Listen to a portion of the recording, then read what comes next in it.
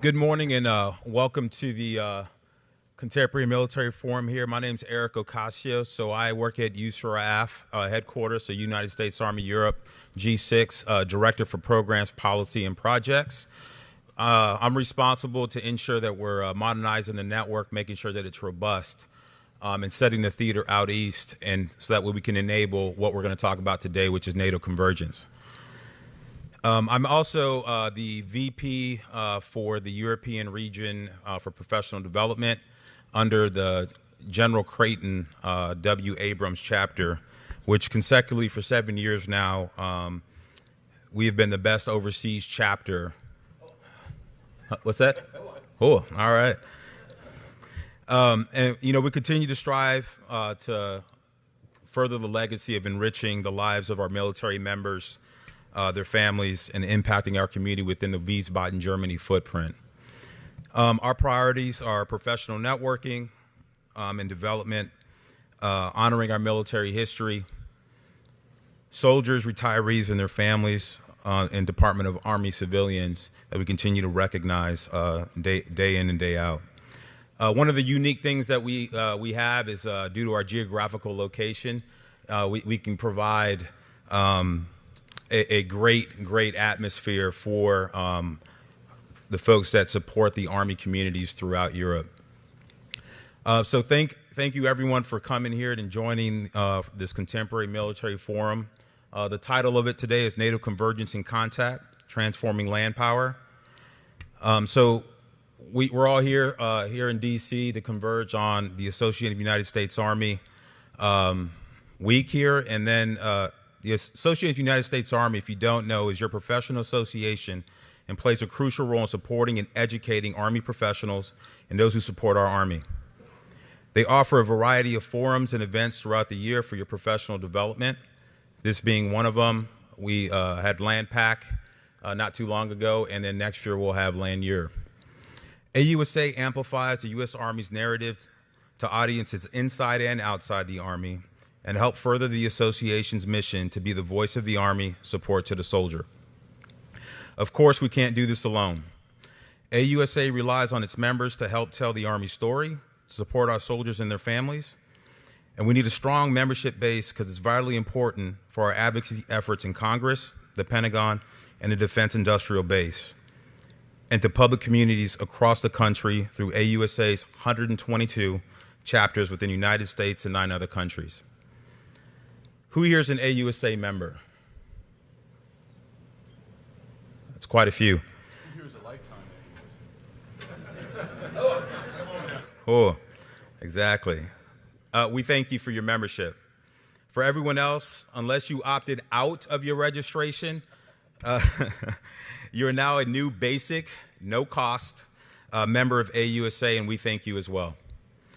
If you're not already a premium member and would like to elevate your member benefits, please visit the AUSA Member Zone located at the L Street Bridge next to Hall's D&E, or you can sign up online at ausa.org/membership.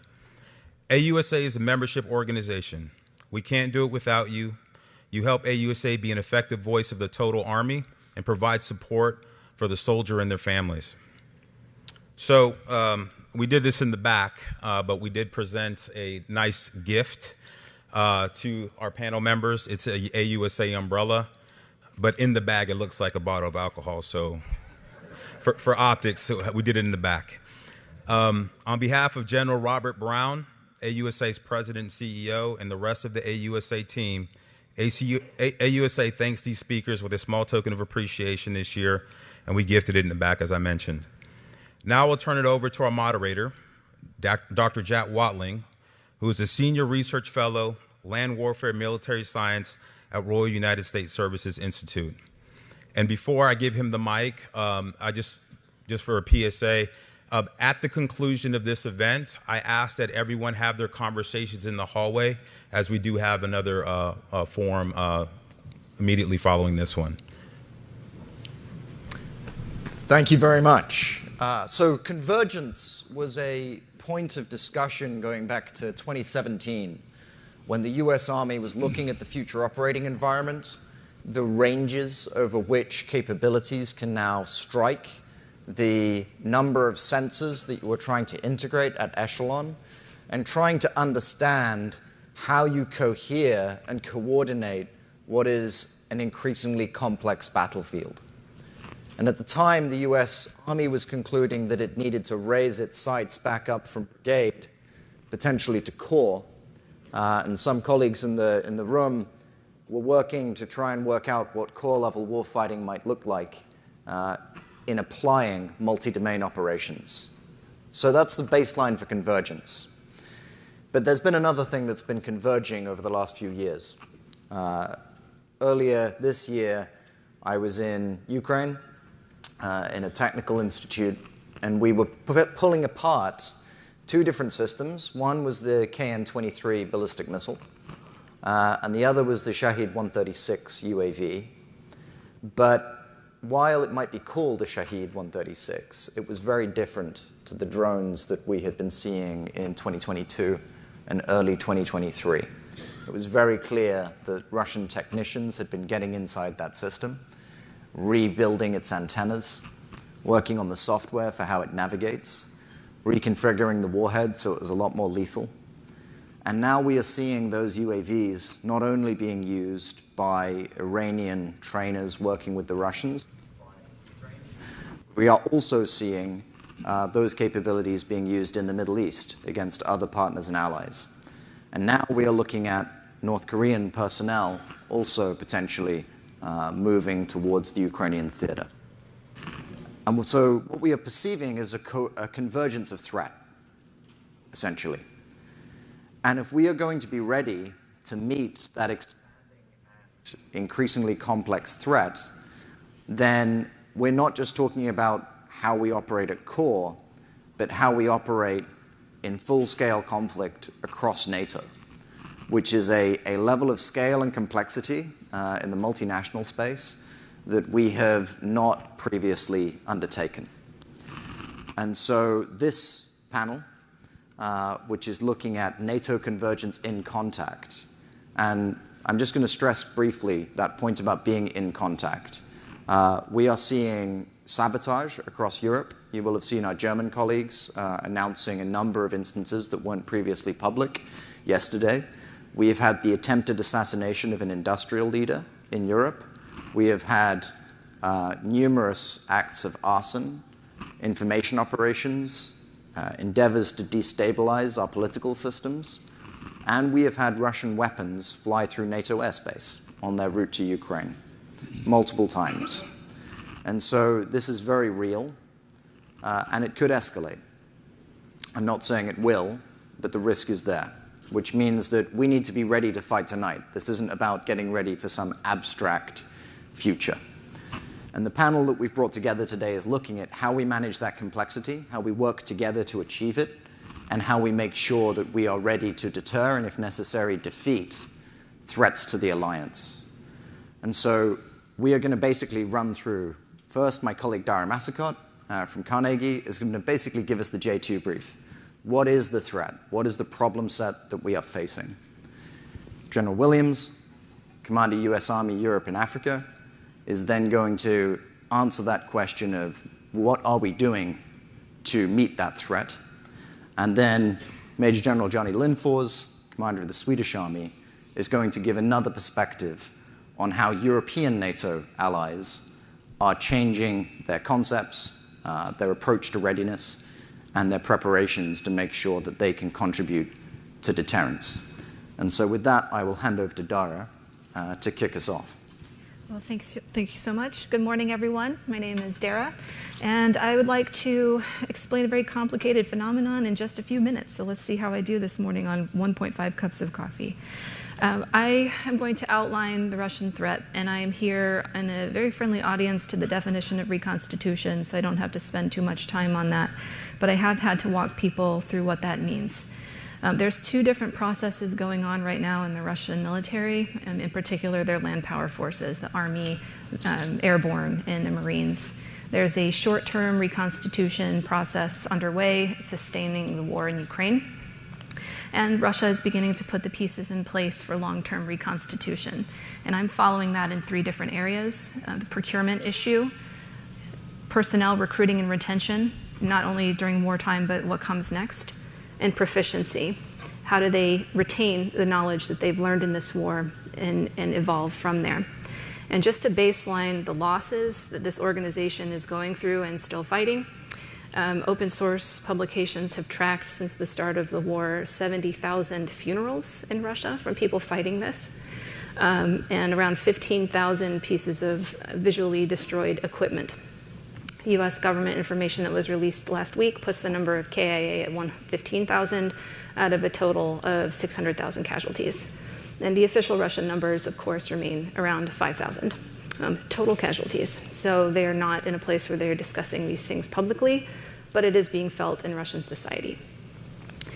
When I started my research on this, I stopped counting the deaths of officers in April of this year. And if I think about the number of lieutenants at the junior level, they've lost around 10 divisions worth of lieutenants killed. So it's an organization that is changing in real time. It is now a mobilization army.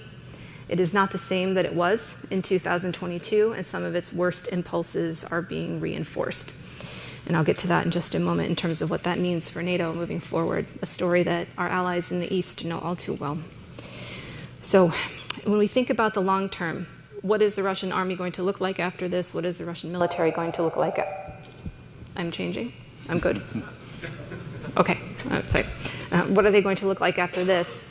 The future vision of the military is still coming into focus, but from what we can see already, what they've announced, what they've discussed, and different sort of military cultural issues going on inside Russia, they do plan on expanding the land power.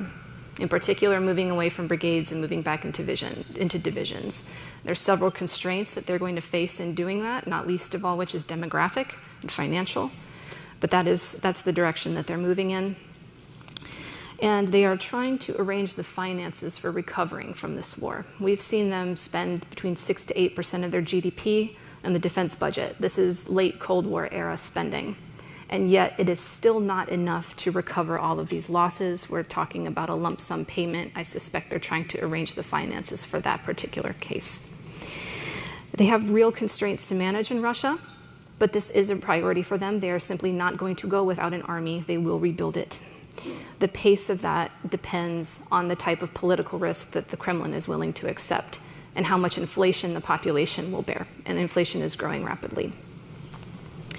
So I'd like to end my remarks on a basic threat assessment here, intent times capability. What does this mean for NATO moving forward? And again, if we talk about capability, most of Russia's land power is engaged in Ukraine. They are pulling the last remnants of the Soviet army out of strategic reserve in all of the locations in red that you see on the upper right corner of the map. This is the ghost of the Soviet army that's been in strategic reserve. 80% of what is in Ukraine now is being pulled out of these facilities. They're being emptied out. They're not empty yet, but this is happening. They are learning. They are learning and adapting, and Jack has seen it up close in person. They're making significant investments in drones, first-person view munitions, and other unmanned systems. The Ukrainians will tell you their electronic warfare is very good, and they're working on kinetic and non-kinetic means to defeat Western equipment that they're encountering, whether that's ATACMS, whether that's GIMLRs, whether that's Storm Shadow. And along with that, as we move into what this means for NATO and beyond, there is a community of learning that is underway between Russia and its partners, Iran, North Korea, China, and all of their proxies. And we are all experiencing that right now. The knowledge that Russia gains, they pass to Iran, Iran passes to the Houthis, they shoot at our ships. Or they pass to Hezbollah, and now we're sending a THAAD unit into Israel to help them. So Russia is not a superpower, but they create and are creating global problems in every theater, I think, maybe minus one. So what does it mean for their intent? Their intent is to cause harm and enact revenge on everyone that is helping Ukraine right now, on top of their long-term goals in service of weakening US leadership and undermining the rules-based international order. And we are seeing a return of some of the worst impulses of Russian military behavior at war. We are talking about widespread torture, systematic torture, I would say at this point, mass rapes, murder. This is a story that many of our NATO allies in the East know. What will happen if Russia is allowed to occupy NATO territory. These crimes against humanity and atrocities happened immediately to Ukraine. They will happen immediately again. And there are several implications for our deterrence concepts, our civil defense, and we have to act accordingly. And most troublingly for me, when I look out at what kind of threat actor that they think that they are able to tell themselves a story that they are able to be resilient and withstand NATO intelligence that we're providing to the Ukrainians, billions of dollars of lethal aid. They're telling themselves that they can defeat that. That is a type of confidence that is going into the Russian system. This is a closed system. It is hard to get them off of a track. And when they become overconfident, they do things like think that they can invade Ukraine marching in administrative columns without telling their soldiers that they're going to war. This has implications for what they think they can achieve against NATO. And right now, as Jack mentioned, they're testing us. There is a series of, I think, peak Cold War, if not slightly worse, set of active measures going on across Europe, whether that's assassinations, attempts, arson, threats against our military facilities. Just yesterday, I think the Germans spoke about an exploding package in a cargo hold of an aircraft. So this is very serious. And let alone all of the chaos that they are exporting to places like Africa through mercenaries. Because I would assess that a lot of these soldiers that are fighting in Ukraine right now, Russian soldiers, they don't want them to return home. And they will create a pipeline direct from this war into mercenary units, and then they'll be in Africa and South America too, and the Middle East. So we are looking at a complicated problem. They are not 10 feet tall. They are something very different. And if we don't pass the test at this level of escalation, they will keep pushing forward. And my final point is there are things that we can do to influence their behavior, and we must. They look at NATO unity and solidarity. They look at what we are doing in terms of readiness, and they look at what we're doing in terms of civil defense. And they monitor our munitions stockpiles and our investment into our defense industrial base very closely. That is a way that you can get inside their OODA loop and influence their behavior. So in short, NATO words must match the deeds. And with that, I will end. Very briefly, I would just highlight that Dara mentioned the fact that money is a key constraint for the Russians, and that affects the politics of what they can do. But when you look at Russian defense industry, you just have to look at the photographs of their factories over the last year, and you will see tracts, huge swathes of forest around these factories that are being cleared. And they're being cleared for new facilities. And those facilities will not spin out military equipment that will be relevant to the fight in Ukraine. That is investment into expanded production that will be relevant in a couple of years' time for a very different purpose. The other side of that is that as they push more and more of their economy and pull more and more of their workers into that space, they also become increasingly dependent upon maintaining this level of military spending for the stability of their economy. And so I don't think we're going to see military spending go down. Right? I think this is a long-term trajectory and a long-term problem, and we need to think about it that way. So, having set out the challenge facing you, General, Thank you, Doc. What are we doing to meet it? Thanks, Dr. Wadling. I appreciate, good to see everybody here this morning, a lot of my teammates here. I'll be honest up front, I thought we were here to talk about Army football, so I think I'm on the wrong panel right now, so let's effing go, right, bro? About 41 years ago, Second Lieutenant Williams showed up at the easternly most fully deployed nuclear-capable 8-inch unit in the Army in Schweinfurt, Germany. Then it was Fulda, and now it's Suwałki. And with my teammates, we were just down in Foșcani a few weeks ago, looking down in Romania. This is a relevant, dynamic theater. And as Dara just said and Jack just pointed out, it matters more than ever. United States Army Europe and Africa has transformed. I see one of the former commanders in the group. Good to see you, sir. United States Army Europe and Africa is at the nexus of 3 combatant commands and 2 continents, and they're interlinked. We can talk a little bit more about that. You can ask me questions. about how they're interlinked. NATO looks at it a certain way. NATO strategic direction south. They look at Africa. I look at it through my Army hat a certain way, okay?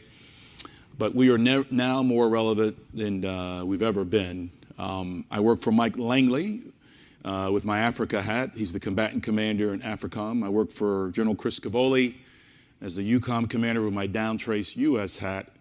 But I'm also the Allied Landcom NATO commander, who will be the CFLIC if we fight this. So I will fight all land forces. And here's the good news. All the folks you see in the first couple rows here, many of them, we're ready to go, as was posed before. We're getting better. Are we perfect? No. But we are training together. It's never been, I've been in this alliance for 41 years, 17 years in Europe, and I've never seen it like that. It's really, really good. And I can talk if you got questions about that later. So 2 continents, 3 combatant commands. Andy Gainey, who's in the front row here, wakes up every day thinking about Africa. Charlie Costanza, who's down here on the front row, the 5th Corps commander. We're still working to complement and fill out his organization, right? But 5th Corps is forward. It's the only deployed forward corps we have in our U.S. Army, 5th Corps. And I'm working with the Army staff. Good to see many of the Army staff in here, but it's important that we continue to give these corps, the NATO corps. I see Rafe Woodis here, and I don't know if there may be others. I haven't made contact with everybody in here, but the NATO corps are flat getting after it. So from the very eastern part of the alliance, the forward land forces is the language we use. We have task forces there that are ready to scale up to brigades. The Germans are right now in the process of sending a brigade forward. The Canadians will have a brigade forward. All up and down the C2 spine of the alliance, task force are ready to turn into brigades to defeat Russian forces, which is another new thing that we've come about. So General Cavoli, after the Washington summit, was very clear. We need plans to cohere, right? And we have 3 solid regional plans, which is our playbook, if you will, to use in the football analogy of how we'll fight this thing. Everybody knows their plan, and here's the great news. Since back when I was that 2nd lieutenant 41 years ago, responsible for nukes, and if you'd seen my grades at West Point, you go, really? We had him doing this? Everybody has dirt now, right? The German-Netherlands Corps over the Baltics, MNC Northeast, all the way down. With my good friend Pasi Valimaki and Johnny Lindforce. Pasi spoke last year and Johnny here this year. We have depth and width and magazine depth like we've never had in NATO. Can we be better? Yeah, we will be. We're learning, we're getting better, we're growing together.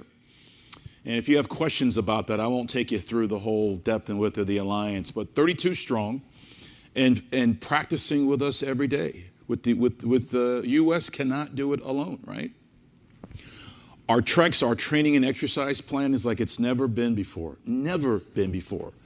The highlight of that is our Defender series. We do that every spring. Many of you all know about it. We go over next year, we will have all of our Nordic brothers will do joint forcible entry exercises simultaneously in Northern Europe. And then we'll go on to some more traditional, we'll expand the lodgement and do the things we've always done. You're familiar with them, swift response, immediate response, Saber Guardian. That triumvirate of exercises allows us to show strength to our allies and allows us to partner with them like we've done for years. Back in the day, it was Reforger when we would come and assemble. So we're still doing those things. As was mentioned before, RISS, Russian intelligence services, they are a threat to European allies, and as was mentioned, the possibility of miscalculations like it's never been before. Ask my Romanian brothers and sisters, I don't know if they're in the room, or ask my Polish brothers and sisters, right? All the way up and down the alliance, he's probing and looking. And folks are concerned. If you're in the Baltics, if you're in depth in Poland, if you're down in Romania, I just pushed some forces down. I don't know if Kurt's in the room here, but Kurt King just pushed some forces down to reassure our Romanian friends. My number one line of effort as the USAR commander is to set the theater. Ron Reagan out of the 21st, lights out good. Lights out good. Works with all of our allies. Works with JSEC. Was Alex Zollfrank's soon-to-be Kai Roy Schneider. We are working and we're working on port resiliency. How do we come in different places? Our Polish friends have been very, very helpful. We now have a power projection platform in Poditz, which is equal to none in the world. And Ron Reagan watches that for us. We watch over the all of the alliance here has committed a lot to our Ukrainian brothers and sisters. U.S. primarily oversees that, but it's going to transition here pretty soon. You may have heard of INSATU. So the Security Assistance Group Ukraine, run by General Curtis Buzzard, will transition to INSATU, and NATO will oversee that effort. Right now, as we speak at Grafenwehr, Steve Carpenter, very capable 7ATC hands, is training the 153rd Ukrainian Brigade right now as we speak. General Kovoli and I, as we've gone back and forth with General Sirski, we talk to him every week. We brief the SecDef every week. What do you need, General? We need the ability to train more forces. All the alliance, our British friends, all of us are all training, equipping from the basic level to company level to collective level to corps level. And Steve Carpenter can do all of that at Grafenwehr, from the squad level all the way up to the corps level and campaign coalition. John Rafferty, 56 Fires. You'll hear a little bit tomorrow. He's got it on a panel tomorrow with Charlie and Ron. Transformative to what we're doing with fires. The Ukrainians are laying wood to the Russians with their fires campaign. They're laying absolute wood. They have pushed them back off the Black Sea, and they're having devastating effects. 3 of the 7 strategic ASPs have been defeated thanks to Ukrainian fires, and more to follow. So just stay tuned. A lot of that help is John Rafferty and the 2nd MDTF. If you got questions about the MDTF, I can talk about that. Transformative. We need long-range precision fires on the theater. We need hypersonic weapons on the theater. We need to continue to show strength to NATO and working with our alliance, and that's what we're doing. Last thing, my boss, General Kovoli, I have a bunch of them, but General Kovoli, in his guidance to all the U.S. generals and forces, in his theory of success, has talked about, very first, NATO alliance first, warfighting focus. We're about warfighting the United States Army, Europe, and Africa, and plans-based. Very clear message to the U.S. forces there. NATO alliance first. Now, that's not transformative for General Kovoli. He's been in Europe as long as I have. But we're communicating in a very clear voice to all of our alliance. We're here with you. We're not going anywhere. We have a plan. You have dirt. We're ready to go. We're training warfighting focused. So I think I'll stop there and look forward to your questions, and I'll turn it over back to Jack. So General Williams highlighted the importance of planning. I mean, the Russians are really good at plans. They have lots of them. They're very detailed. What happens when those plans are distributed to their units is a slightly different story. But I think what that speaks to is that actually, Dara, Johnny, and I had breakfast in Sweden last week. We were meeting in, I think, February in Germany as well, and then previously in June. And so just this year, this gang has got together a few times. And if we were to look across this room and all of the social connections that exist in this forum, it would be a pretty dense, interlocking mesh of relationships, and pretty positive ones. Going anywhere with General Williams takes 3 times as long as it should, because everyone's always walking up and saying, hey, man. But the point is that goodwill and that mutual understanding is in many ways what Russian units lack. And it makes a real difference, because it means when you have those plans, people are prepared to take risk for one another and make things work. And so forums like this and the exercises, everything that goes behind it, is absolutely critical to making those plans executable. And so as one of the latest members of this friendship group, Sweden obviously has to work out all of the slightly intricate and arcane structures that you're plugging into. And so I think it'd be really interesting to hear your perspective on how we're doing. Thank you, Jack. So I'm first of all, I'm honored to be able to sit in this panel with you guys. That's cool. And I want to give you a Swedish perspective from being the latest NATO member and trying to align and trying to integrate as soon as possible during an era of NATO transforming parallel. So we're trying to run in the same pace, and being the non-native speaker, I will use a couple of slides and maps just to make sure my message comes through. So first of all, if you look at this map, it's Sweden-centric. Sweden is in the center of the globe. That's my perspective. And but there's also another message in this one, because the world looks different to you in this picture, but it also looks different to me, because that's the new picture of the AOR of the Swedish Army, from being Sweden to being NATO, 360, and thinking in another way. But also, if you look at the ice cap up north, and you look at Russia in red, you realize that Alaska is Russia's eastern flank, and the Scandinavian peninsula and the Baltics is Russia's eastern flank. We're connected. And actually, PACOM and EUCOM is also connected by Russia. So it's always interdependencies, and what happens in PACOM will create reactions in EUCOM and vice versa. So if you zoom in a little bit on Europe, 32 nations, same objective. But Sweden and Finland becoming NATO members actually changed the dynamics a little bit. So we're bringing in the geography and the forces. So we're changing the equation. For example, sustaining the Baltic states through the Baltic Sea. Suddenly get another dynamics. It's not just only the Suwałki Gap anymore. There's a number of other options. There is a change for Russia in their battle space management. They suddenly got the whole Finnish border to manage, and a change in force ratio, which they have to take in consideration. But the theme is convergence, and as I said, we have to converge as well. It's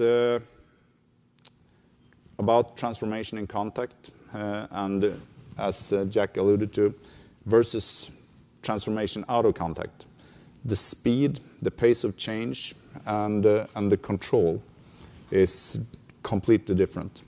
Meaning that we have to accept risks, but we also have to be sure that we are able to align between the 32 nations. And to my point, it's done in 3 pillars: the conceptual factors, the physical factors, and the moral factors. And if you dive into the conceptuals, it's about policy, a huge policy shift for Sweden from being non-allies to becoming an ally, a shift in strategy, and a shift in tactics. So from being very focused on the Swedish territory, where it says rear in this picture, to actually being focused on the alliance's eastern border. So this is the Swedish Army perspective on battle space management as an ally. So from being a close fight area where we prepared ourselves and planned for making the close fight, we now perceive ourselves as being the rear area, and we're going to fight in the close area. Sweden's posture is changing. We will contribute to the forward land forces in Latvia. We will come up with a great idea how to create a Nordic forward land forces in the northern regions. There is a doctrinal shift in battle space management, as I said, but also relearning about fighting in echelons above brigade, because we have been really brigade-centric. So we're getting a lot of help from 5 Corps and Charlie Costanzas and the EUCOM USRF team to align into how to contribute into the deep fight. But you can also change the perspective. So if you look from Russia, Sweden's position from a Russian perspective is the deep. So everything we want to do to Russia in the deep, they want to do to us in our territories. So we also have to come up with a new tactical concept that make us a net contributor to the close fight, but also an idea how to manage the deep and the Swedish territory. We will, of course, be a portion of demonstrating, contribute to deterrence, but enabling and sustaining will also be a major role for Sweden. But also, of course, defend and being able to, or ready to restore East is the main priority. If you look at the fiscal factors, the geography, as I said, changes the equation. The Suwalki gap, I want to come back to that, because being able to use the sea lines of communication, utilize the fact that the Danish Straits, the Danish island of Bornholm, the Swedish island of Gotland, the islands of Ösel and Dagö in Estonia, the Gulf of Finland are all NATO territory. And they give a really good opportunity to control the Baltic Sea. It's still contested. It's not a NATO lake because there's competition going on every day, especially on the seabed warfare side, but also on surface. There is a lot of windmills offshore, which is not on internal waters, that need to be protected anyway, but it's also an issue. But also looking at the map, I would hate being the commanding general of the 11th Russian Army Corps in Kaliningrad, because that person will start the fight being surrounded from the beginning. And that's not a really good position you want to be in. If you look at the Swedish Army organization, I have been tasked to double the army. We have a little dip in equipment because we're also making huge donations to Ukraine. The best way ever to be able to spend the resources we have. The equipment is made to kill Russians, and that's what it's doing right now. So I'm really proud of what we're doing, and we'll keep supporting Ukraine. But I also have the task to double the army. We are increasing the defense spendings. We will reach a number between 2.5% and 3% next year.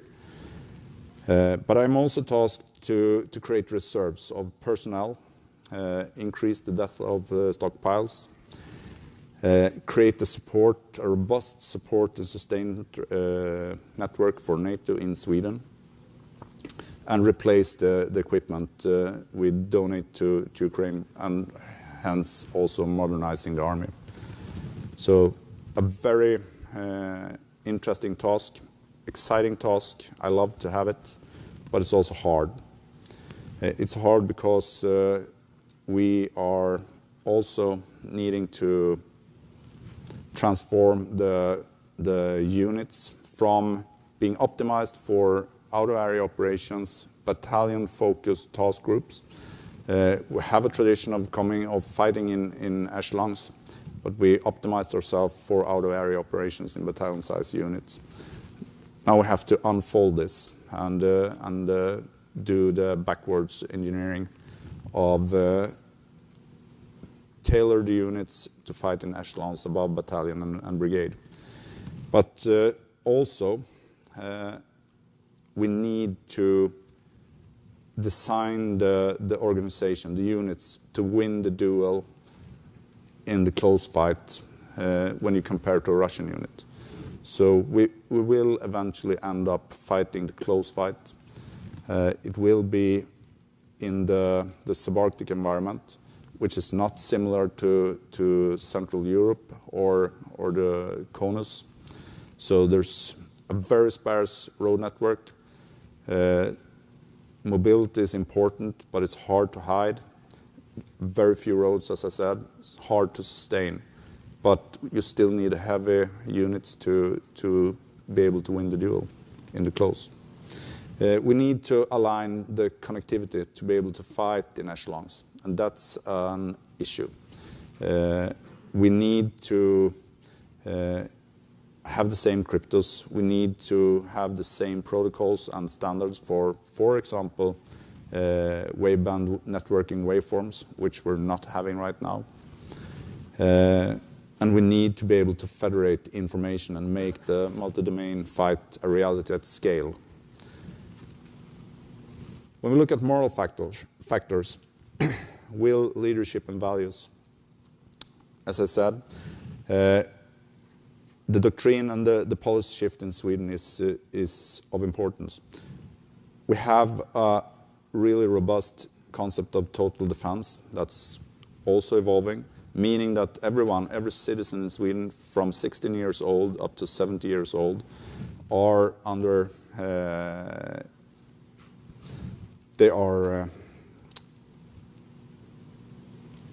have to serve by law to contribute to the total defense, which builds resilience in the whole society.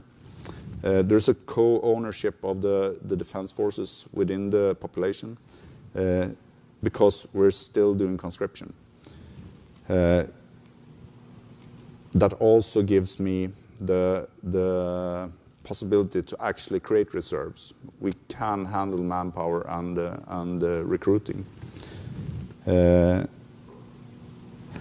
We have a really powerful message from our government explaining what's at stake: democracy, liberties, the rights and obligations you have as a population, explaining how to act in crisis and conflicts, and what preparations you as a citizen are supposed to do in order to support the nation. So the message from the government currently is not, it is ask what you can do for your nation, do not ask what your nation can do for you. But the co-ownership and the total defense is a really important part of the moral factors. But also, I learned a really my new favorite expression yesterday from Secretary Wormuth. Being able to utilize creative acquisition, because the bureaucracy in peace and conflict is one thing. It's pretty much built to defend against corruption and keeping a very controlled pace of how procurement is done. But now we are transforming in contact, and we need to accept risk in that venue as well. Being able to do procurement quickly in order to utilize mission command even in that venue. So, a few perspectives that I sit on and how I view the world, and yeah, that's pretty much it. So, a Swedish tank crew using Swedish solutions to a Swedish problem. Hey, thanks. Jack, before you go, hey, go back to the picture that I do with the flag, the soldier. Hey, you'll need 10 of those guys with this sword dipped in some fire. We can take on Putin right now, man. That's a badass looking dude right there. Yeah. Let me give everybody a clown hand. There you go.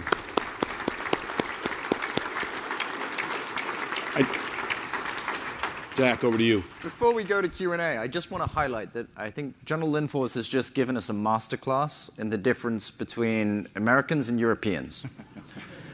Because there used to be this joke about the New York Times, which was that you never knew which page you'd find the front page story on, right? The casualness with which you enlightened us about the fact that you've been tasked to double the size of your army. It's just slipped in there slightly. It's worth emphasizing because there is sometimes a view, I think, that Europeans are not responding to the threat. And the scale of the institutional task, noting that for a long time, Europe wasn't well positioned, but the institutional task, the magnitude of the task of doubling the size of your force shouldn't be underestimated. And the other thing is, you mentioned your support for Ukraine and the impact on your equipment. You might have seen stories in the news about a pretty significant number of Swedish infantry fighting vehicles making their way through Czechia last week. No major announcement around it. But a lot of European countries keep fairly quiet about what they do. Sweden is one of those countries that does a lot. And so, I just think that's worth drawing out. So we're going to have some microphones down the center here. If people want to come up, then I will draw on you. While people are just cogitating and working out what they want to ask, I'm going to fire off some brief, albeit hopefully tricky questions to the panel. And I'm going to start with Dara, because I think if I ask General Williams, he'll say I can't comment. Which is that, we highlighted in 2018, US published its national defense strategy, and that suggested that we needed to broaden the competition with our adversaries because the scale that we could compete at would overmatch them. And yet what we've seen in the last couple of years is we have become very fixated on the main effort in Ukraine, which is great. But actually, Russia has made considerable gains. They have kicked us out of 3 countries in Africa now and are aiming to do more. And so was the premise of that national defense strategy wrong, do you think? That actually we're not very good at dealing with wide competition? And do we need to broaden the aperture? Do we need to look at this threat as 360 to Europe? And potentially, from the US's point of view, wider than just this one narrow piece of front? Well, I think adjusting the NDS is overdue, and frankly, we probably need a revision to our Russia strategy as well. And I think there's 2 ways to look at this phenomenon here. And the optimistic read is that Russia knows that they cannot confront NATO head-on conventionally right now while they're engaged in Ukraine. And even if their program to reconstitute is wildly successful, we're looking at several-year vulnerability for the Russian Federation.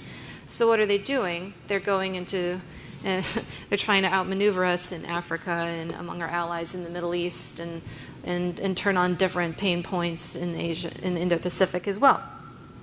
But then I think, what do they have to offer? If we just take Africa as an example, and we spoke a little bit about this in the green room, they're extracting. They're extracting blood diamonds, blood gold. It's used to finance Wagner when Wagner was functional under Prigozhin, and it still in some ways is doing that.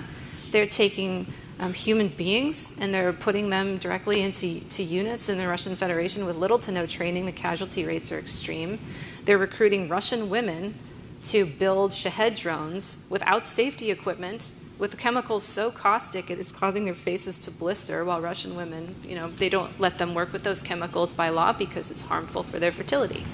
So Russia doesn't really have a hopeful vision to offer these places. What they have is violence and they have is money. That's it. So we do have to be creative in how we address these things using our advantages. So to sort of answer your question, I just think it's overdue.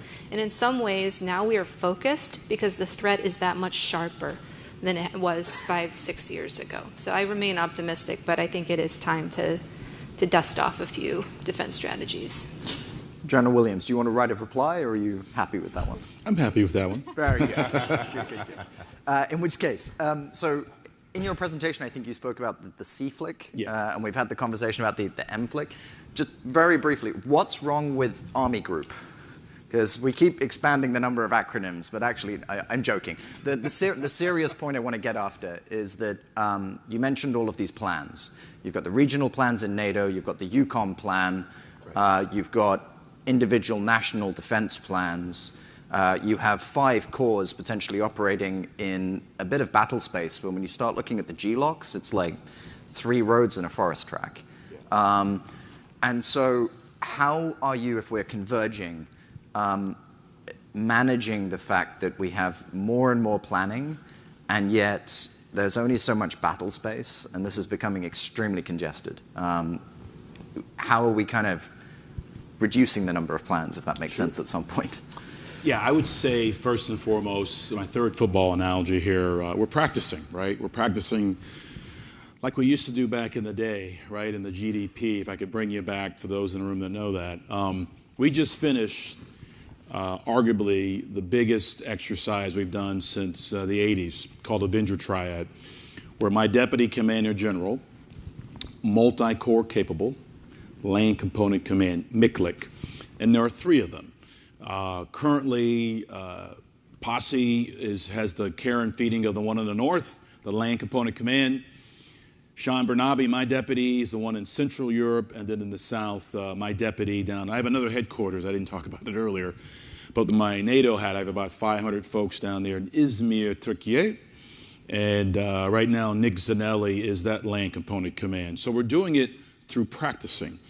Rafe Woodus, Adam Yokes, Joachim van Sanderat, Nico Tack, all practiced over about 2 weeks, and we learned a lot. And your question, I remember a conversation in our AAR between Charlie and Rafe and others about the congestion. And we had cores passing each other. Think about that. We haven't done that in a while. Since I was a captain in Desert Shield, Desert Storm, we've actually physically done it, right? We did it in game. We're going to have to practice it. No other theater is passing cores in a fight. No other theater. In Europe, we're doing that. Europe, large-scale combat operations. So we're practicing, we're getting better, we learned a lot. Over this next year, the MCLC will practice 7 more times in a variety of different exercises. And then the other thing I would say, the second point would be, Johnny sort of hinted at it, we now have access to the maritime piece, and it actually came up in the exercise. We talked about not just stuck through Slovakia and GLOCs, but our maritime locks as well. So Finland and Sweden coming in allows us to thicken and create resiliency and robustness in how we'll resupply the Baltics or Central Europe like we've never had before. We did not have that until Finland and Sweden came in. Now we have someone setting the edge up in the north there and looking after what Johnny talked about in his very good presentation. So I think it's reps, I think it's multiple, I think it's resiliency and robustness in lines of communication. Using multi-domain operations to do that, I think is how we will do that. And we just got to practice it. We're on a very nascent edge of this, very nascent edge. There was a lot of angst, how are we going to do this? Can Williams do it? I said, I don't know if I can do it. I think we're the right guy to do it, right team to do it, United States Army, Europe, and Africa. I think General Pasi Valimaki is the right one to do it in the north, and I think my other headquarters in Izmir. I think so. So we're going to find out, we're going to learn, we're going to iterate, we're going to do what armies do. We're going to learn, we're going to adapt, we're going to do AARs, and we're going to get better, and we're going to win. So that's how I would respond to that. Oh. Yeah, you can respond to that, yeah. And we're going to beat Navy too. Shit, I'll get that in there. So I was having drinks with a friend last night, and we rewatched that famous SNL sketch where George Washington is laying out some of the founding aspects of his vision for America and saying, we will have a nation which measures things in yards and miles, except for track and field. Then it will be meters. And one of his subordinates says, why are we doing that, General? He says, no one knows. Yeah. Now, the reason I bring that up is that, NATO and its standards and its procedures have grown over time, and when each of these decisions were made, it may have made sense, but you walk in, have a fresh look, and you go, why is that like that? Yeah. So as Sweden has walked into NATO, where do you think we should relook at things to kind of sharpen our edge, General? Do you have a view on where we can improve our game? Yeah. Hey, thanks. So I get a flashback from yesterday, Lars. Sorry. We're talking about Norway being the most EU-adapted non-EU member, and Sweden being the most NATO-adapted non-NATO member. And we came to the conclusion that the size and form of bananas is a game changer. But actually, looking into NATO standards, we've been trying to adapt for a long time. But something I mentioned already, and I'm looking enviously at my service chief colleagues in the Air Force and Navy, is the connectivity. Because they use Link 16 and Link 22 in the Air Force and Navy. On the land side, we look at each other with confusion and say, hey, how do we connect? How do we get the flow information running? We do it a lot by swivel shares and the good relations you may mentioned, but we really need to come together and get the connectivity working.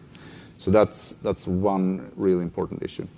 Then there's also the standardization and the qualification of munitions. So we're standardized. We all use 155 millimeters artillery ammunition, but I cannot take a Norwegian grenade and put it into an Swedish tube before qualifying it and sorting out the ballistics.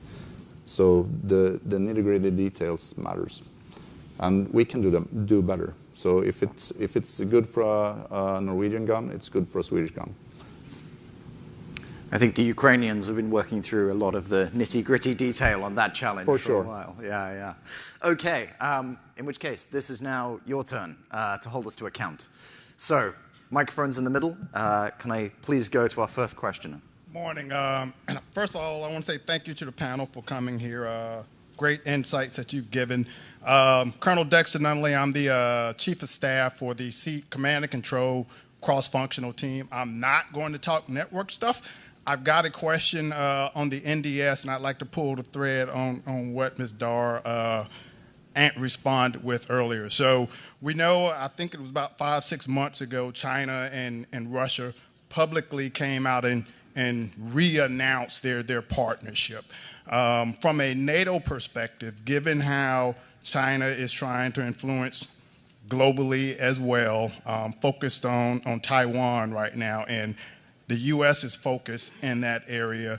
When we talk about messaging to Russia, if something happened in the Pacific, the U.S.'s focus would immediately shift there, which now leads Russia to focus on those Eastern partners on the NATO front and possibly engage. So from a NATO perspective, what messaging are we not just sending to Russia, but trying to send to China as well to deter any activity from either one of those partners?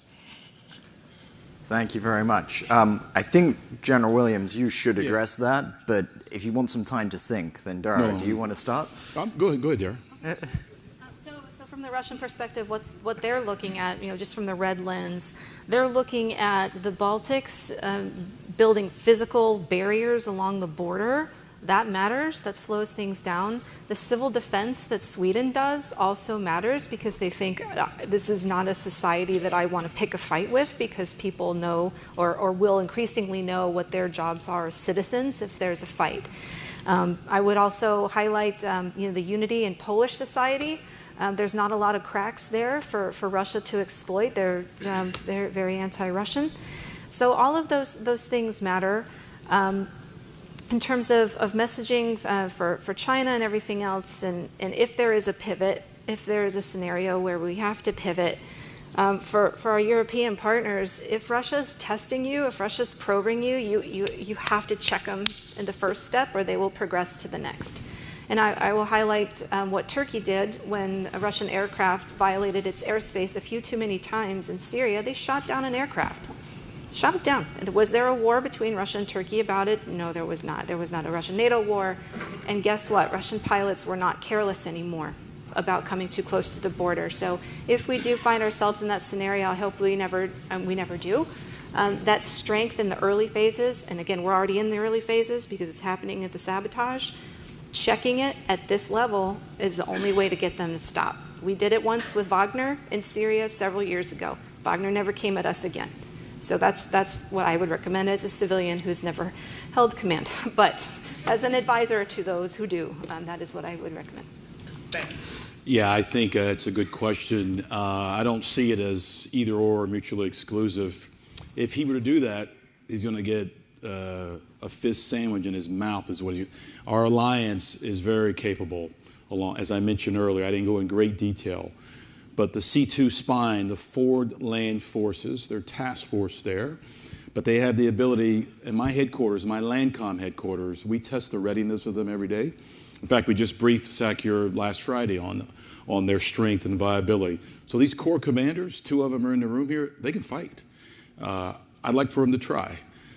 I think he can continue to try to play that as he may, but he will find a very viable force that's ready to defend and defeat him there. So I don't see it as if he goes there, he's going to pray. He'll find someone that's ready to go.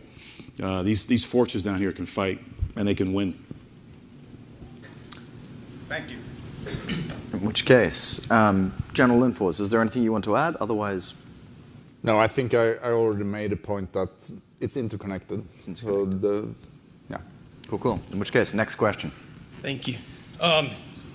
I hear a lot about the planning, which is great, the exercising together. There's the old adage, no plan survives first contact. And General Linford, you mentioned connectivity and federating information. The United States working on JADS, Joint All-Domain Command and Control, Project Convergence with the Army, overmatch with the Navy. Can you speak a little bit to how we're working on that all-domain command and control across the coalition forces? Can you just introduce yourself quickly? Troy Chevalier, U.S. Falcon. I'm a retired officer and engineer, which is why command and control is cultural. It's a thing, but it's also got to have an infrastructure underneath it. Thank you very much.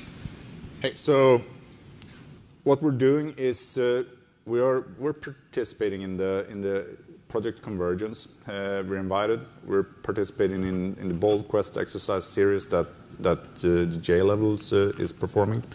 There is a federated mission network initiative within the NATO family as well going on. But the technology is actually the easy portion.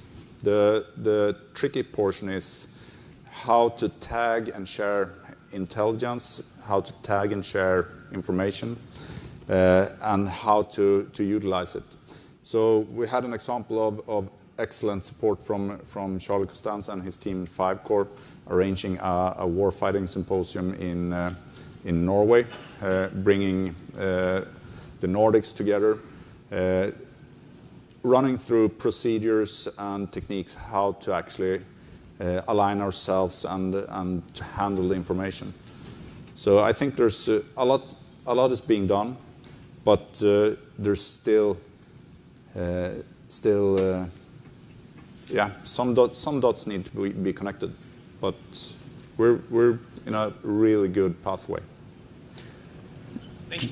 General Williams, I don't know if you want to add anything on that challenge, because I've certainly seen you go into a US headquarters versus a multinational headquarters, and it does often feel like we've got a two-speed NATO, shall we say, in this space. Yeah, we're wrapping our arms around the whole thing. So you've got all kinds of interoperability, right? Human, procedural, technical, and as Jack mentioned earlier, we're really good at that. You can see I've all these guys in the front row are my friends. I'm using, first name. They use my first name. The technical aspect of it has a ways to go. NATO is committed to it. The U.S., I'm sure you're familiar with the things that the U.S. Army is doing, C2 FIG, C2 NEX. And so my signaleers, all my smart network engineer guys like you are working to do that. But I'm not overwhelmed by it. I think we can get there. It requires us to iterate and learn in these exercises that I talked about, and we just get better. It's a challenge, but it's not something that we can't overcome. What I will tell you is these headquarters, what we're learning from Ukraine, What we're learning from exercising is that these headquarters have to be smaller. If you emit, you will be hit. If you can be seen, you will be hit.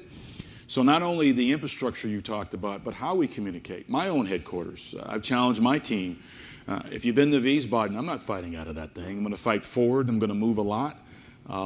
In this last exercise we did in Avenger Triad, all the corps moved. If you want to talk more, General Woodis is up in the front row here. I don't remember exactly. He can give you the details. But his entire corps footprint, he measured how much he emitted over the course of 10 days. It was very, very low signature. And I went right by it. I didn't even see it. He actually built on what was done the year before in Romania when we exercised. His corps headquarters was in a junkyard. And I went by it. I think Sanford and Son was over there. I don't know. But I went over some of your heads, I know. But I'm sorry. We are doing a lot with interoperability, with C2, with how we connect with each other. But those are things we just got to get after. I don't get defeated by things like that. We just got to get after it. Thank you. It's worth noting that it is a space that the Russians have made really significant progress in, and their kill chains now, they went into the war in Ukraine with a concept. They now have a capability when it comes to integrating C2 for their fires. And so it's a problem where we have to remain competitive. It's not just about getting advantage. I would tell you, if I could, let me just one more. So when CD was over there, when General Donahue was running the Security Assistance Group Ukraine, we'd look at the various things, working with our partners, and we could see very easily, and Jack knows this better than all of us. He's been there multiple times. You could see, there's a C2 headquarters, there they are. And then they started to change. Over the last 2.5 years, through Tony Agudo and now Curtis Buzzard, they're hard to find. They have learned. They're bigger, they're learning, and the kill chain that Jack talked about is the thing that we're going to have to continue with and stay competitive with. Okay, next question. I promise I'll make it short. Trish Martinelli, retired U.S. Army CEO of The Difference. I don't think that in this room, within the Beltway or within the Army of any nation, we would have to make sense of why the conflict, especially in Ukraine and then more broadly, the safety of NATO makes sense. But November is coming, and there will be either incremental or radical changes to the support that we see currently to the fight in Ukraine.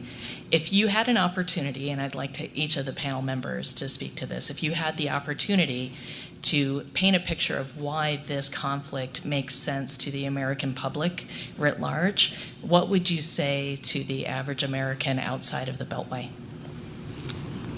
Dara? Okay, I'm gonna go with Crosby, Stills, Nash and Young, and you can often find the cost of freedom buried in the ground.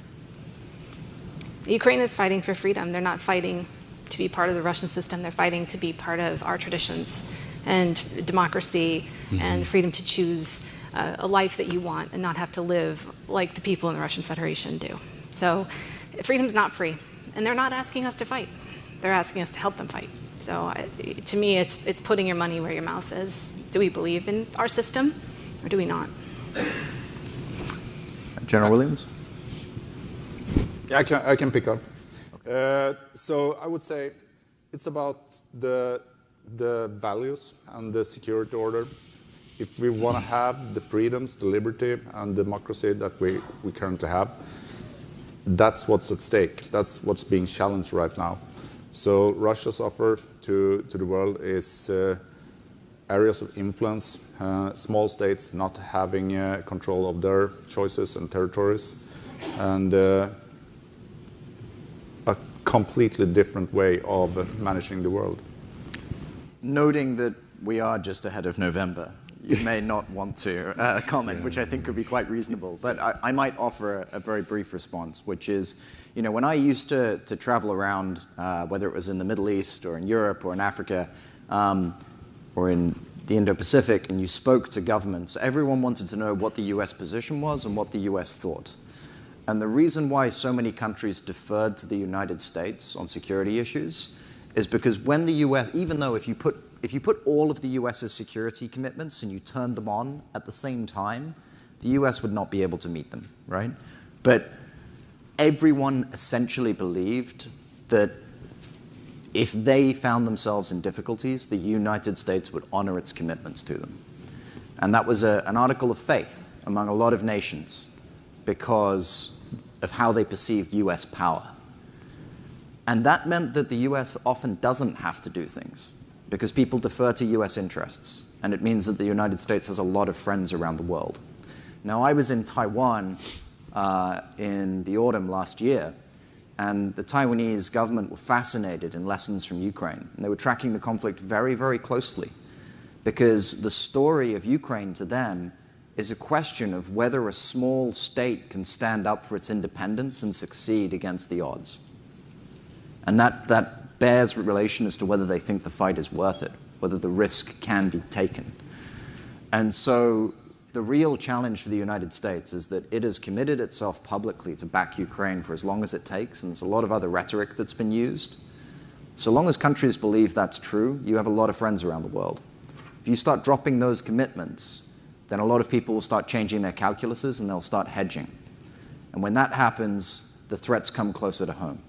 So you can win the fight away or you can win it at home. It's a lot cheaper to do it away. But that would be my 5 cents. Yeah, I can dabble in this a little bit. So regardless of the election, my commitment to my brothers and sisters here in the room won't change, right? United States Army Europe Africa is committed to working with and alongside, shoulder to shoulder, is what I would tell you. This is existential. I think values are superordinate to this. They're immutable. What we stand for in our country, what these nations stand for, are higher than this fight. I agree. My son, who's a Green Beret, who's just finishing French, I think, next week, and I just tested him. His French isn't very good, so you should be afraid. But I tell him, I said, hey, brother, West Africa, or perhaps somewhere further east where I'm at, be ready. Because the American soldier fights where he's told to fight. He's always done that. He or she has always done that, and they will do it in the future. So as I mentioned, the immutable nature of this conflict, it is, I think Dara mentioned or somebody mentioned it, this is bigger than just Russia and Ukraine. This is about our values. This is about our democratic way of life. And that's kind of what it'll be, regardless of how the election turns out. Yeah. Next question. Yes, good morning. Carson Checkitts from OSD INS. First, thank you, gentlemen, both for your service, and thank you, colleagues, for being here. My question was based on something I heard on BBC recently, which was that Russia's economy is roughly the size of Italy's. And I also heard that they're really hemorrhaging talent from Russia, both on the corporate sector side and also in terms of intellectual capital. So I just wanted to pose the question, what other weaknesses are we seeing develop in Russia? Thank you. Do you want to start? Sure. How much time do I have? When I think about all the strengths that we have and all the weaknesses that they have, it's material, it's relationships, as General Williams was saying, that we have and they simply don't. But to answer your question on intellectual brain drain, I think the estimates when Russia announced mobilization a few years ago, 600,000 or so military-aged males left Russia. Some have returned, some never will. They're talented labor, and they didn't want to, participate in a meat grinder war. But more importantly than that, the Russian system has real intellectual firepower within it. But they do not have a tradition of speaking truth to power. That is one of our best advantages that we have in our societies. I can offer my advice knowing that it's not popular or wanted and know that I'm not going to be fired or imprisoned for doing so. They don't have that luxury. Their intelligence services don't have that luxury. They led one of the world's greatest armies to ruin in Ukraine because they can't speak truth to power about the assumptions that they were making. So I think that we have a lot of inherent talent built into our society. We have a lot of innovation that we can use. I just met some folks walking in this morning that invest in small businesses. I don't know if y'all are in here. You said you were going to be, but that is a talent that we have that the Russian system doesn't have. They can't access startups very well, although they're trying. So when I look at them and I look at us, there's a difference in GDP, of course, and if you look at it in those absolute terms, yes, they have a small economy, but they're willing to twist and contort and mortgage their future to see this thing through in the short run. There are aspects about their military culture that they have ruined, or maybe some might say it's just a return to the Soviet past again. That's a generational problem that they're going to be picking apart. So I don't know. I guess despite all of this, I'm still an optimist. We have so much latent potential, and but we have to use it. We have to make bold choices, and we have to make it now because they are going to regenerate, and we have to program that cycle now.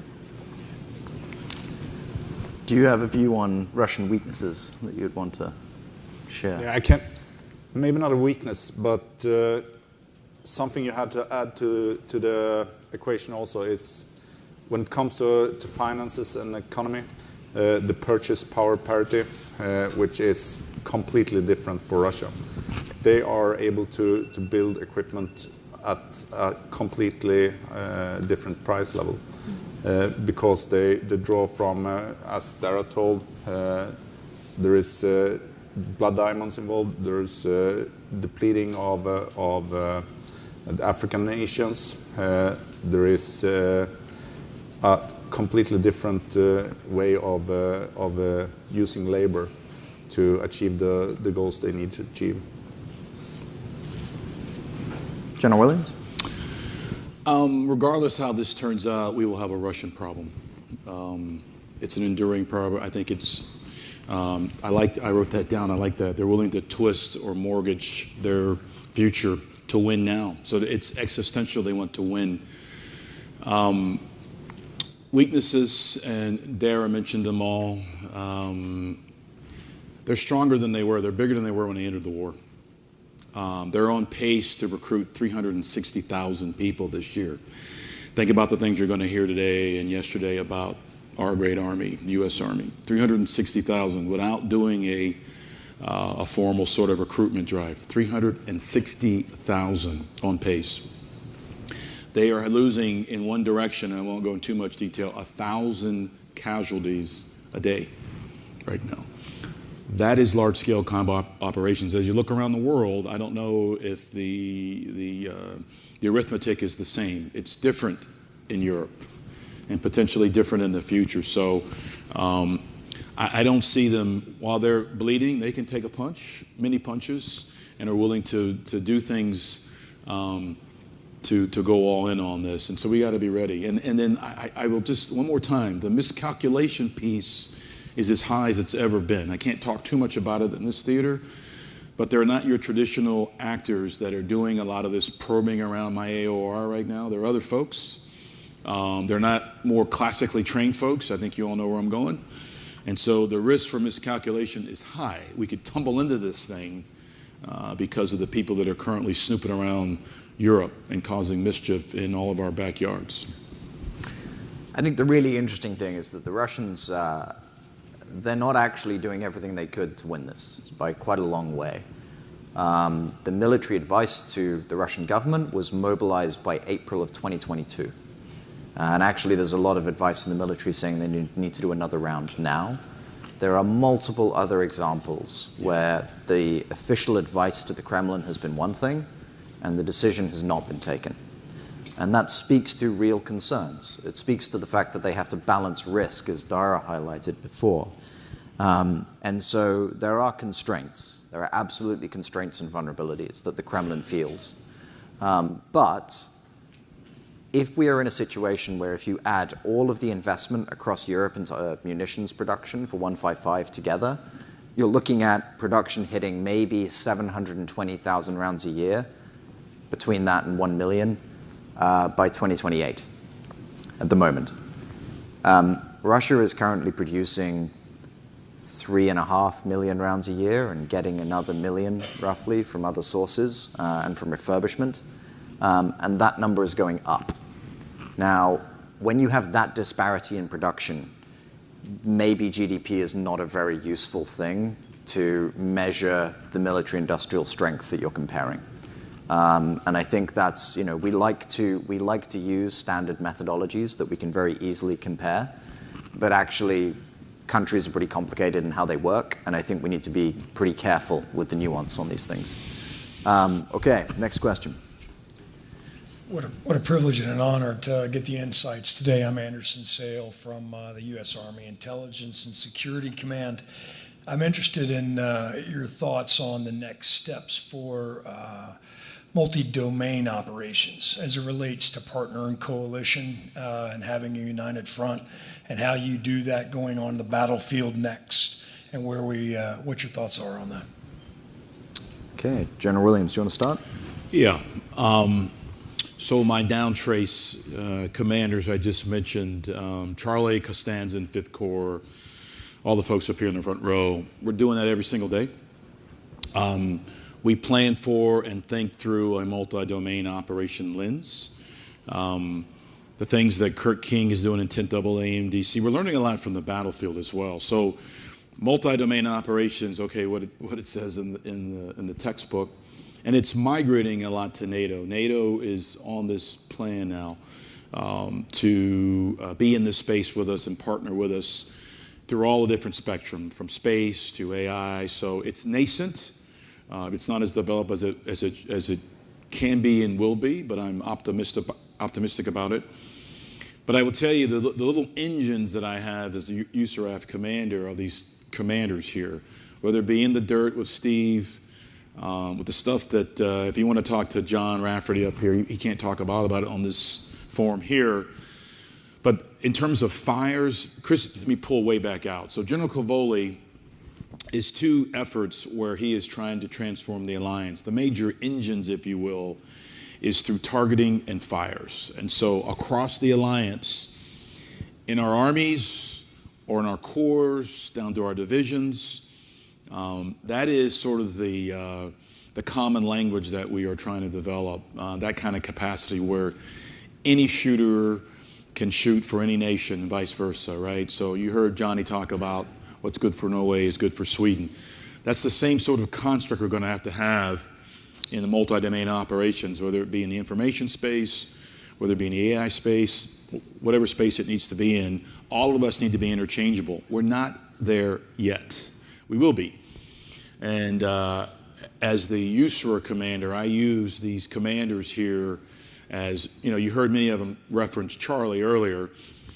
I told Charlie, look, I gave him, when he came in, a bunch of stuff to do. I said, look, just be a good brother and ally to the corps down there and the forces. Charlie lives in a hotel. He is moving. He is all over the AOR, helping, but also learning as much as he's helping. He has learned a lot from, because we don't have all the answers in the United States. It's going to require all of us to do this. And so 5th Corps or 56 or all the units that are in the room here are in that MDO space every single day and are thickening it over time. But I will tell you, in NATO, it's still relatively nascent, and it's not quite mature as it is in the U.S. forces. So we have many miles to go before we sleep. Johnny, I don't know if you got any thoughts on it. Just to expand, especially on the Intel portion, the trust, being able to share and know what you have to keep close to your chest, but just having methods and protocols to be able to share more information. That's going to be key. Dara, unless you want to jump on it, I'll go to the next one. Cool. Okay, next question.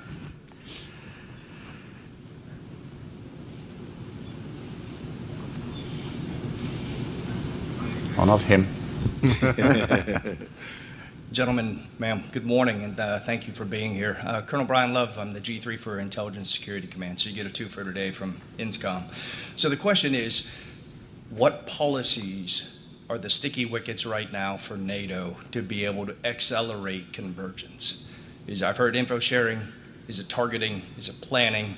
Because it seemed like there's a lot of effort at the mill level, but what are the policies, though, that you would advise, whether it's Sweden, US, or NATO, to help accelerate this? What would the priority be? And be Navy. Thank you. Good, Johnny. You want to try it? Someone had to say it. Okay. Do you want to jump on it? I didn't want the question from Brian. No, I have no good answer to that. I have to think for a while. So help me. Yeah. I think as you think about phase 0 with our plans, right?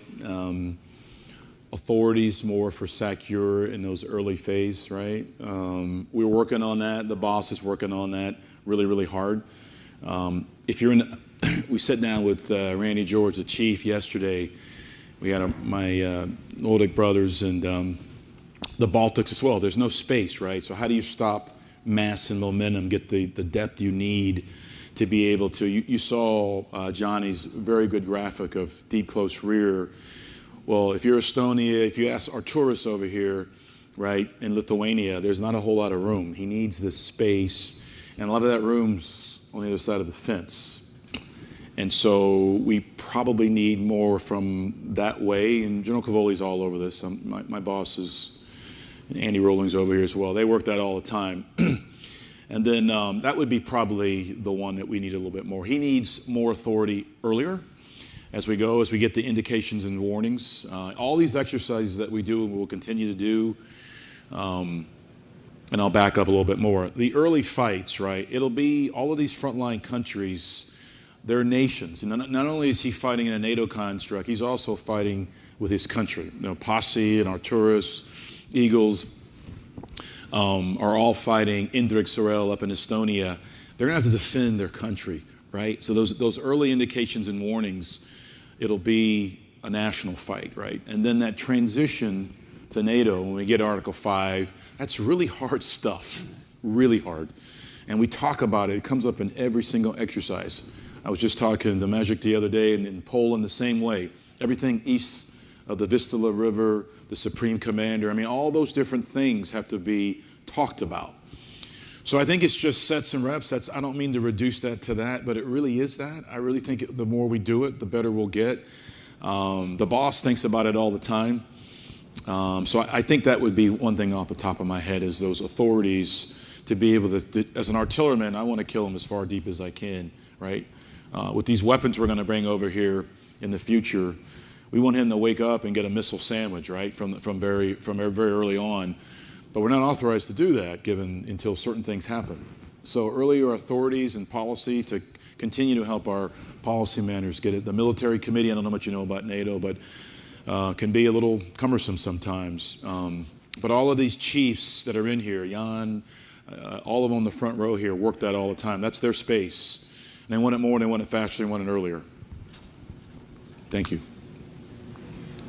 One thing I'd add is, we need to learn from the Ukrainians and develop policies that continue to facilitate that exchange of information from them. Yeah. They are really at the edge of this, and we can learn a lot from them if we can incorporate them into our training programs, such as we're doing where we can. So they're really, I think, a huge repository of information for our warfighters and for people like me. I'm still dodging it. Okay, very good. In which case, I might just add, like, when we look at the future of operations, in order to be competitive with a kill chain today, you need a pretty significant amount of automation, certainly in processing. And the challenge that comes with that is that while we would like to build some sort of cohesive system which is designed and static, the reality is between enemy electronic warfare and how it evolves once the fight starts, to the massive uplift in bandwidth which is going to be required the second you actually start operating. And then just the fact that no one can really afford to upgrade every radio in our forces at the same time in the same way. We are going to be in a situation where we are all using a lot of different bearers with different capabilities, and that's just the reality. And if we're going to actually enable the automation of a lot of these processes within the alliance rather than just within individual nations, then we need to have much better structured language so that the text that comes out through this system when it gets handed over makes sense to the AI in the other system. And so building that standardized set of terms so that there is essentially one signifier for every signified, right? This word means that thing. It doesn't mean 3 or 4 different things. That is really important if we are going to have a competitive kill chain, because in this context, we're talking about facing an adversary that does own all of the pieces, which means that they can get after that problem more easily. Yeah, just one. I know one more or less. The other thing is, and I know that when Ron spends a lot of time in this space, for the U.S., it's going to be an away game for us for a lot of it, right? We have forces there, but we got to get to the fight. And so movement, onward movement through the ports I talked about and through the different nations, policies which allow us to do that quickly. General Reagan, if you have questions on that, we'll talk about that more later.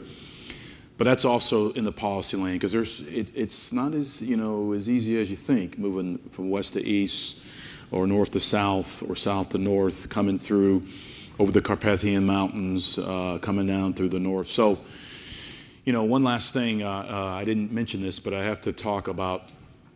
I mentioned up front, we are a theater that's transforming in contact. But in the U.S. side, I'll put my USRAF hat on. 310, I would invite you all to come. In January, we'll be down with Steve Carpenter's backyard transforming. It's one of the 3 brigades that's going through this transformative process. We actually brought them over through the summer. They came in through Norway, exited through Finland and all the way down, and worked on how we move from west to east before they went back. But they'll fight with new kit.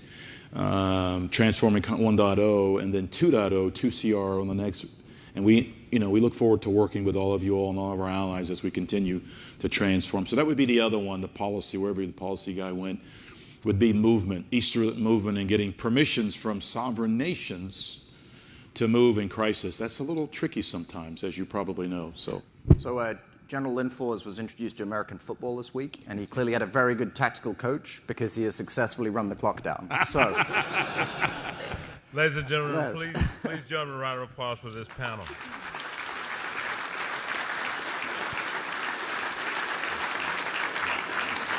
Now, I need all you guys' help. We need to turn this room quickly, so I need everybody to leave out. Take your stuff with you, and thanks again for joining us here at AUSA.